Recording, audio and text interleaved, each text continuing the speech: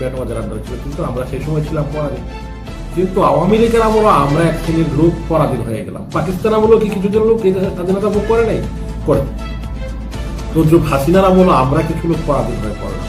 আমরা ফেসবুকে বলতে পারি না, ইউটিউবে বলতে পারি না, মেসেঞ্জারে বলতে পারি না, আমরা সভা সমাবেশ করতে পারি না, আন্দোলন করতে পারি না, অধিকার চেয়ে কোনো কথা বলতে পারি না, কোর্টে গেলে বিচার পাই না, বললে গুম হয়, খুন হয়, রাহাজানি হয়, বাড়িঘর লুট হয়, হত্যা করা হয়।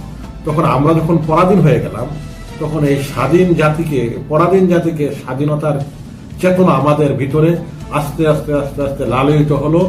সর্বশেষ ছাত্র জনতার একটি বিপ্লবী গণ উত্থানের মাধ্যমে এতে অংশ নিয়েছে ছাত্র, শ্রমিক, জনতা এবং প্রবাসীরা সহ এই যুদ্ধে সম্পৃক্ত হয়ে এই দেশটাকে একটি ফেসিবাদ, স্বৈরাচার, দুঃশাসনের হাত থেকে মুক্ত করা হয়েছে।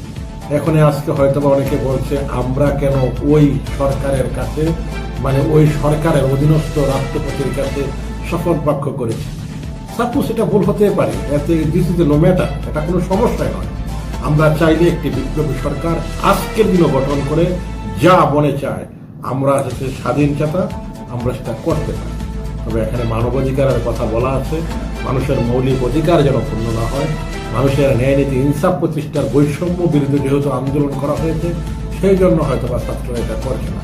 যদি চায় ফেসিস্ট হয়ে সেটা করার, তার অবৈধতা কেউ দেওয়ার নেই, বৈধতাই দিতে হবে। আমি এই বলে আজকের মতো বিদায় নিচ্ছি। চুর নয়, তারা দেশের রাষ্ট্রীয় সম্পদ তাদের নিজের বলে নিয়েছে। এই বলে আমি আমার বক্তব্য শেষ করছি। আল্লাহ হাফেজ।